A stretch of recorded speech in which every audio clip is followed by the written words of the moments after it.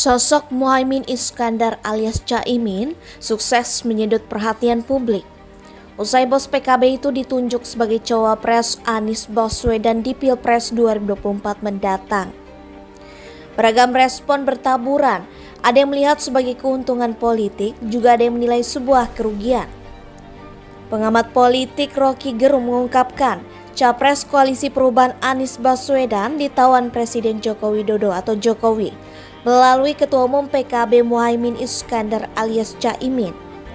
Pasalnya, Jokowi tidak bisa memperkarakan Anies Baswedan karena tidak mempunyai kasus di Komisi Pemberantasan Korupsi atau KPK atau lembaga lainnya, sedangkan untuk Caimin masih bisa.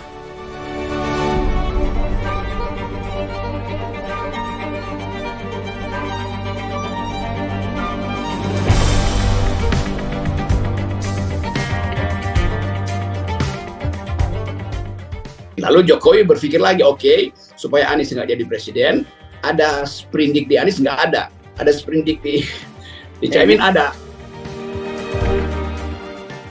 Rocky mengatakan, Caimin masih mempunyai kasus kardus durian atau kasus suap pengucuran dana percepatan pembangunan infrastruktur daerah Kementerian Tenaga Kerja dan Transmigrasi tahun 2011 lalu. Jika kasus tersebut sampai keluar sebelum hari pencoblosan, maka Anies dipastikan akan gagal menjadi presiden.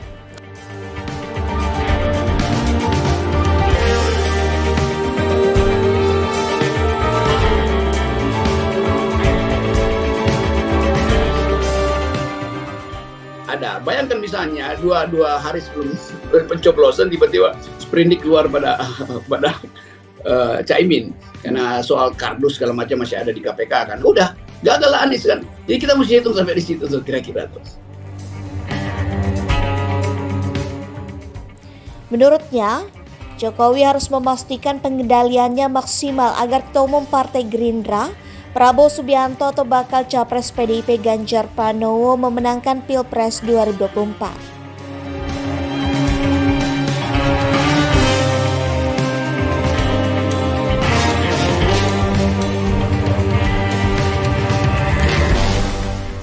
Karena Jokowi tetap ingin bahwa pengendalian dia itu harus maksimal, entah pada Ganjar atau pada Prabowo.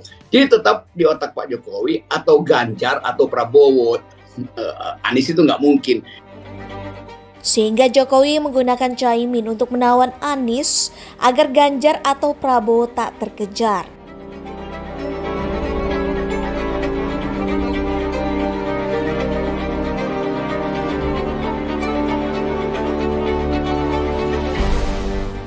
Kalau Anies mulai mengejar Ganjar dan apalagi mengejar Prabowo, maka mesti dibatalkan.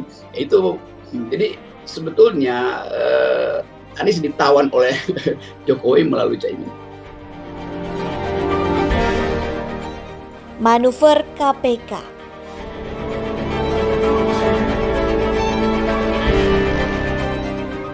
Komisi Pemberantasan Korupsi atau KPK menyatakan kasus dugaan korupsi pengadaan Sistem Proteksi Tenaga Kerja Indonesia atau TKI di Kementerian Ketenagakerjaan Kemenaker terjadi tahun 2012. Di periode itu, Ketua Umum PKB Muhaimin Iskandar atau Caimin sedang menjabat sebagai menteri. Diketahui, Caimin atau Gus Imin menjabat sebagai Menteri Tenaga Kerja atau Menaker periode 2009 hingga 2014 dalam Kabinet Indonesia Bersatu II di era Presiden Susilo Bambang Yudhoyono atau SBY.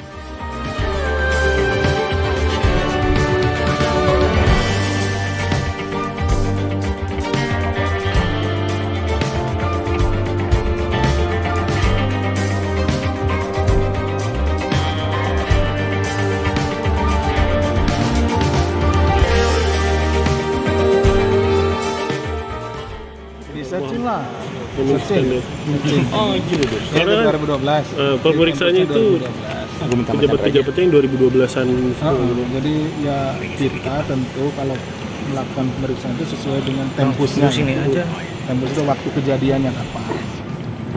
Jadi itu ada apa namanya, kita dapat laporan, kemudian laporan itu ditindaklanjuti dari masyarakat, kemudian ya disesuaikan dengan tempusnya kapan.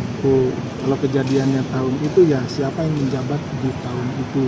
Itu tentunya kalau yang sekarang paling kita ya ke tempatnya itu melakukan upaya paksa, tadi kan penggeledahan yang tadi seperti itu. Penggeledahan yang itu pun juga untuk mencari bukti-bukti yang di tahun itu. Untuk itu, Asep mengatakan pihaknya tak menutup kemungkinan memanggil dan memeriksa pejabat saat itu.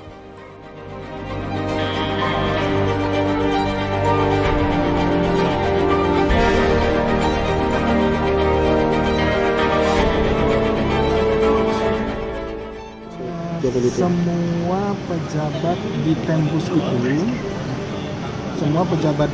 itu dimungkinkan untuk kita minta keterangan. Jadi semua pejabat di Tempus itu dimungkinkan untuk keterangan. Kenapa? Karena kita harus mendapatkan informasi yang sejelas-jelasnya. Jangan sampai ada para pihak, misalkan si A menuduh si B, kemudian si C juga menuduh si B, lalu si B tidak kita minta keterangan, itu kan akan janggal. Jadi semua akan kita yang terlibat, yang disebutkan di dalam oleh para saksi dan ditemukan juga di bukti-bukti, kita akan minta.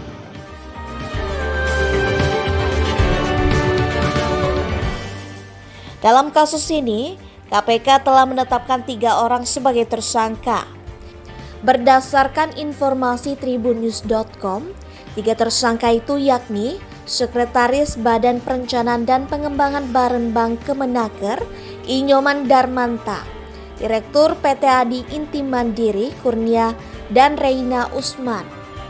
Reina Usman sempat menjabat Dirjen Pembinaan dan Penempatan Tenaga Kerja saat Muhaimin Iskandar menjabat sebagai Menteri Tenaga Kerja dan Transmigrasi. Reina merintis karir di Kemenaker RI tahun 1986 hingga purna tugas di tahun 2021. Selain di Kemenaker, Reina Usman merupakan anak buah Muhaimin Iskandar di PKB. Reina dikabarkan mencalonkan diri sebagai anggota DPR RI Dapil Gorontalo. Reina sempat menjabat Wakil Ketua DPW Bali. Sementara PT Adi Inti Mandiri merupakan perusahaan yang bergerak di bidang jasa konsultan teknologi informasi atau IT.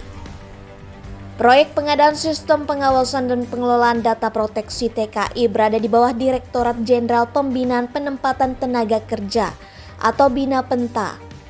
Harga paket proyek pada tahun 2012 senilai 20 miliar rupiah. KPK menduga korupsi ini bermoduskan penggelembungan harga atau markup terkait pengadaan sistem proteksi tenaga kerja Indonesia. Dugaan korupsi itu merugikan keuangan negara miliaran rupiah.